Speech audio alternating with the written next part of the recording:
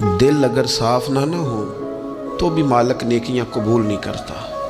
پاک ہوئے تے پاک ہی ملدا ہی تے بنا پاکوں پاک نہیں ملدا۔ اے سارے وجود دے تون دے نالوں اکو تولا ہے ٹکڑا دل دا۔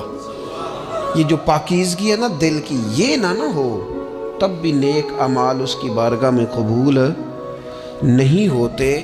نیک اعمال کی قبولیت کے لیے دل کا صاف ہونا، کشادہ ہونا، کھلا ہونا یہ بھی ضروری ہے۔ دل میں بوجھ ہو، عداوت ہو، حسد ہو، لوگوں کے لیے کینہ بھرا ہوا ہو اور اعمال قبول ہو جائیں نہ۔